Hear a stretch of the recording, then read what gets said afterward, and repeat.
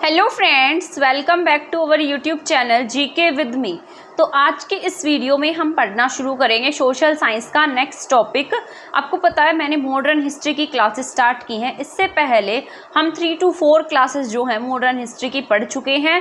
आज की क्लास हम आगे कंटिन्यू रखेंगे। आपको पता है मैंने स्टार्ट किया था भारत में जो कांग्रेस है उसकी स्थापना किस तरीके से हुई थी, ठीक है। और जो मतलब जैसे कांग्रेस की स्थापना हुई, इसके साथ साथ जैसे कब कांग्रेस का गठन हुआ, क्यों जरूरत पड़ी कांग्रेस के गठन की, ठीक है। इसके बाद मैंने आपको 1905 का बंगाल विभाजन के बारे में पढ़ाया था।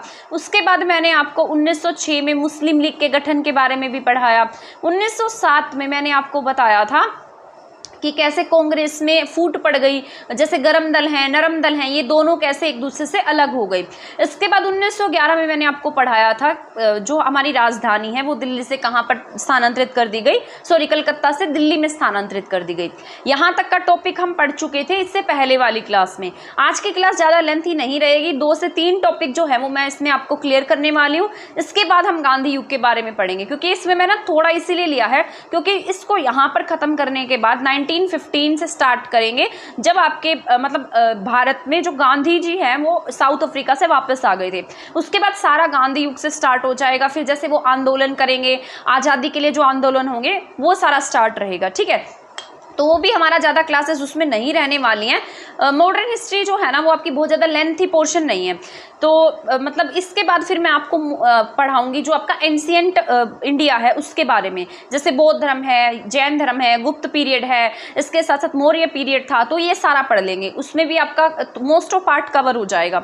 और इसमें मैंने आपको ये भी बताया था कि मैं आपको गवर्नर जनरल और जो ब्रिटिश ईस्ट इंडियन कंपनीज हैं जो भारत में आई थी वो भी पढ़ाऊंगी। तो आपका मोस्ट ऑफ मॉडर्न जो हिस्ट्री है उसका टॉपिक आपका कवर हो जाएगा। तो आप लास्ट तक बने रहिएगा। ये क्लास चाहे आप कोई भी एग्जाम दे रहे हो सभी के पॉइंट ऑफ व्यू से जरूरी रहेगी, क्योंकि जो हिस्ट्री है वो सभी एग्जाम में सेम ही रहती है। तो ये आपके सभी एग्जाम के पॉइंट ऑफ व्यू से जरूरी रहने वाली है, चाहे आप चंडीगढ़ पीआरटी का एग्जाम दे रहे हो, चाहे आप DSSS का, HSSC का, HCS का, SSC का किसी भी एग्जाम की तैयारी कर रहे हैं, सभी के पॉइंट ऑफ व्यू से क्लास इंपॉर्टेंट रहने वाली है। तो अब हम पढ़ेंगे आज की क्लास में ताना भगत आंदोलन के बारे में। जो ताना भगत जी हैं ये आंदोलन कब हुआ है, 1914 में हुआ है, ठीक है। तो ताना भगत आंदोलन कब हुआ, 1914 में हुआ। जो ताना भगत थे ये बिहार के रहने वाले थे, और ये जो आंदोलन है ये हुआ भी कहाँ पर है, साउथ बिहार, बिहार के दक्षिणी भाग में हुआ है। तो ताना भगत आंदोलन बिहार के दक्षिणी भाग में 1914 में शुरू हुआ था। ये ना जो आदिवासी ट्राइबल लोग थे उनके द्वारा शुरू किया गया था। तो ST के द्वारा ये जो आंदोलन है इसकी शुरुआत हुई थी। तो यह आदिवासियों का पहला आंदोलन था जिसमें सत्याग्रह को महत्व दिया गया था।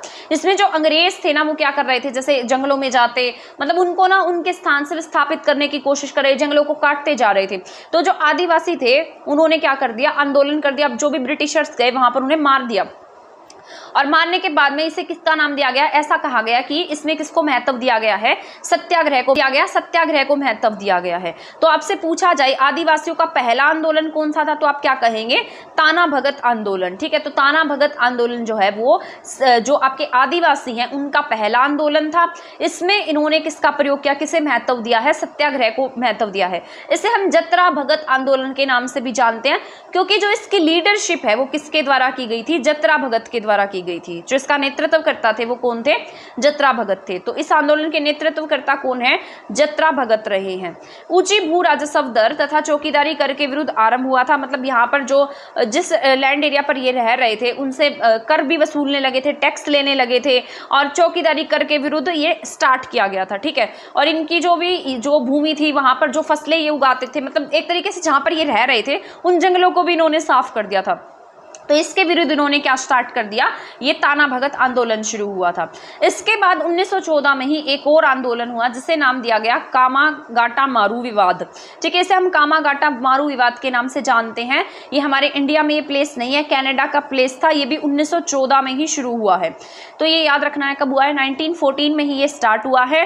1940 में कनाडा के भारतीयों के प्रवेश से संबंधित विवाद था। तो ये किससे रिलेटेड है, कनाडा में, कनाडा से रिलेटेड है। और यहाँ ये रिलेटेड किससे था, हमारे इंडियन से रिलेटेड था। 1914 की बात है। एक शिप भरकर यहाँ से गया था और कनाडा के तट पर वो यात्री उतरने थे, लेकिन कनाडा के लोगों ने, जो भी वहाँ के जो सिपाही वगैरह कह सकते हैं, जो भी लोग वहाँ पर मौजूद थे, उन्होंने उन्हें उस समुद्र तट पर उतरने नहीं दिया। इसकी वजह से ये मतलब क्या कहा जाता है, कामागाटा मारू विवाद के नाम से हम इसे जानते हैं। तो 389 यात्रियों को कनाडा सरकार ने उतरने से क्या कर दिया, मना कर दिया। ये आपसे पूछा जा सकता है कामागाटा मारू विवाद में कितने यात्री थे, तो 389 यात्री इसमें शामिल थे। ठीक है, इसके बाद है लखनऊ समझौता। तो आपका यहाँ पर खत्म हो गया है ताना भगत आंदोलन एंड देन कामागाटा मारू विवाद। तो ये दोनों के दोनों 1914 में हुए हैं। एक रिलेटेड है आपका आदिवासियों से एंड देन दूसरा रिलेटेड है कनाडा के तट पर जो शिप उतरना था 389 मेंबर्स का, उन्हें जो कनाडा सरकार है उसने उतरने नहीं दिया, जिसकी वजह से भारतीयों को वापस लौटना पड़ा था। तो इसे हम जानते हैं कामागाटा मारू विवाद के नाम से। इसके बाद हम अब पढ़ेंगे लखनऊ समझौता। मोस्ट इंपॉर्टेंट है लखनऊ समझौता। आपको मैंने बताया था 1907 में जो मतलब कांग्रेस है उसमें क्या हो गया था, विभाजन हो गया था। और ये विभाजन किसके आधार पर हुआ था, इनके अध्यक्ष का चुनाव करना था। और जो अध्यक्ष था, जो गरम दल वाले थे, वो ये चाहते थे कि जो तिलक है वो क्या बने, अब की बार अध्यक्ष बने, गरम दल से कोई अध्यक्ष बने। लेकिन दादा भाई नौरोजी ने क्या किया, मतलब दादा भाई नौरोजी जी के, गोखले, इन सब की हेल्प से क्या हुआ कि जो अध्यक्ष था वो इन्हें नहीं बनाकर रास बिहारी घोष को बना दिया गया था। ठीक है, तो इस वजह से इनमें क्या हो गया था, फूट पड़ गई थी, इनमें विवाद हो गया और जो कांग्रेस है उसमें विभाजन हो गया था। लेकिन 1916 में लखनऊ समझौता, यानी कि लखनऊ में सेशन हुआ कांग्रेस का। मैंने आपको बताया था कि कांग्रेस जो थी वो ना अपने हर साल क्या करती थी, सेशन करती थी। हर साल इसके क्या होते थे, अधिवेशन होते थे। तो उसी तरीके से 1916 में भी इसका अधिवेशन हुआ और ये अधिवेशन कहाँ पर हुआ है, लखनऊ में हुआ है। तो इसे हम लखनऊ समझौता के नाम से भी जानते हैं। तो आपसे पूछा जा सकता है लखनऊ समझौता कब हुआ है, तो 1916 में हुआ है। 1916 ईस्वी में मुस्लिम लीग के नेता मोहम्मद अली जिन्ना तथा कांग्रेस नेताओं के बीच में एक समझौता हुआ। इसमें दो चीजें हुई थी, एक तो मुस्लिम लीग जो थी वो और साथ साथ कांग्रेस, ये दोनों के बीच में क्या हो गया, एक पार्टनरशिप हो गई थी, एक समझौता हुआ था। जिसके बाद एक संयुक्त समिति का गठन किया गया था। ठीक है, एक कंबाइंड समिति बनाई गई थी दोनों के लिए। 1916 में मुस्लिम लीग प्लस कांग्रेस का संयुक्त अधिवेशन लखनऊ में हुआ और इसकी अध्यक्षता जो है वो किसके द्वारा की गई थी, अंबिका चरण मजूमदार के द्वारा की गई थी। मोस्ट इंपॉर्टेंट है, आपसे अध्यक्षता भी पूछी जा सकती है कि कहाँ कौन से सेशन की अध्यक्षता किसके द्वारा की गई थी। तो ये भी मैं आपको पढ़ाने वाली हूँ। वैसे मैंने करा रखा है ये अध्यक्षता वाला टॉपिक, प्लेलिस्ट में मिल जाएगा आपको कहीं पर, मतलब हिस्ट्री के नाम से प्लेलिस्ट होगी या फिर पॉलिटी के फोल्डर में मिलेगा आपको, जिसमें मैंने सारा का सारा जो अधिवेशन है, सेशंस हैं कांग्रेस के, वो सारे पढ़ाए हुए ट्रिक्स के साथ में।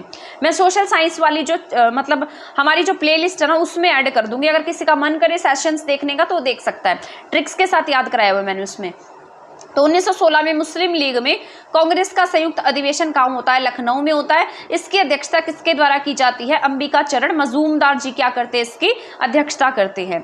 लखनऊ अधिवेशन में उग्रवादियों को, जिन्हें पिछले 9 साल से कांग्रेस से निष्कासित कर दिया गया था, उन्हें एक बार फिर से कांग्रेस में शामिल कर लिया गया।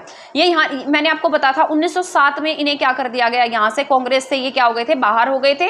और 1916 में वापस से क्या हो गई, ये वापस से कांग्रेस में ऐड हो गई। ठीक है, इनको जो ऐड करने का काम है वो किसने किया था, एनी बेसेंट, मतलब एनी बेसेंट और बाल गंगाधर तिलक जी दोनों ने मिलकर क्या किया, मतलब गरम दल और नरम दल को मिलाने का काम किया था। तो वैसे इसका श्रेय जो है ना वो एनी बेसेंट को जाता है। तो एनी बेसेंट टिक करेंगे अगर आपसे पूछा जाए कि इसको मतलब एक करने का काम किसने किया, तो एनी बेसेंट ने किया था। तो लखनऊ अधिवेशन में उग्रवादियों को, जिन्हें पहले 9 वर्ष से कांग्रेस से निष्कासित कर दिया गया था, एक बार फिर किस में ऐड कर लिया गया, कांग्रेस में ऐड कर लिया गया। लखनऊ समझौते के द्वारा कांग्रेस ने पहली बार मुसलमानों के लिए पृथक निर्वाचक मंडल की मांग स्वीकार कर ली थी, जो बाद में एक भूल साबित हुई। मतलब इसमें ना जो पृथक निर्वाचक मंडल है, एक तरीके से अलग से इलेक्शन प्रोसेस, अलग से सीटों की बात कर ली गई, यानी कि मुस्लिम जनसंख्या के आधार पर अलग से सीटें दी जाएंगी। तो जैसे आज तो आपके यहाँ पर नहीं होता, आज तो आपके यहाँ पर धर्म के आधार पर, जाति के आधार पर सीट्स नहीं बांटी जाती है। हाँ, ये जरूर है कि जैसे आपके यहाँ पर आरक्षित सीटें कुछ जरूर मिलेंगी आपको, जैसे आपने देखा होगा एससी रिजर्व सीट्स होती है, बट आपके यहाँ पर धर्म के आधार पर सीटें नहीं बांटी गई। तो उस समय क्या किया गया था, जो आपके ये जो कांग्रेस थी, इन्होंने एक बहुत बड़ी गलती कर दी कि जो मुस्लिम लीग है उसे मुस्लिम जनसंख्या के आधार पर क्या दे दिया, पृथक निर्वाचक मंडल दे दिया, जो बाद में आगे जाकर क्या साबित हुई, इनकी भूल साबित हुई। और इसी वजह से, यही मेन रीजन था जिसकी वजह से मुस्लिम लीग कांग्रेस में आकर शामिल हो गई थी। कांग्रेस के बीच में और मुस्लिम लीग के बीच में एक समझौता हो गया था। इसके बाद यहाँ पर नेक्स्ट पॉइंट है, 1 सेकेंड, सॉरी, लखनऊ सम्मेलन में उग्रवादी और उदारवादी को पुनः एक करने में तिलक की और एनी बेसेंट की क्या रही है, महत्वपूर्ण भूमिका रही है। यही बात मैंने अभी आपको बताई है कि इन दोनों को एक करने का जो काम था वो किसके द्वारा किया गया, तिलक के द्वारा और साथ साथ एनी बेसेंट के द्वारा। ठीक है, एनी बेसेंट ने हमारे इंडिया में बहुत काम किया है, ये कांग्रेस की पहली महिला अध्यक्ष भी बनी है एनी बेसेंट। इसके बाद होम रूल लीग आंदोलन स्टार्ट हो जाता है। तो भारत में सबसे पहले होम रूल लीग की जो स्थापना है वो किसके द्वारा की गई, 28 अप्रैल 1916 को तिलक ने बेलगांव में की थी। तो ये इंपॉर्टेंट है। ठीक है, तो कब हुई है, 1916 में होम रूल लीग की स्थापना किसके द्वारा, तिलक के द्वारा। कहाँ पर, बेलगांव में। तो ये पूछा जा सकता है आपसे, होम रूल लीग की स्थापना कहाँ पर हुई है, तो तिलक के द्वारा की गई 28 अप्रैल 1916 को। कहाँ पर हुई है, बेलगांव में हुई है। इसके अध्यक्ष अगर पूछा जाए तो इसके पहले अध्यक्ष थे जोसेफ बेपाटिस्टा। ठीक है, तो जोसेफ से याद रख लिया, इसके अध्यक्ष थे।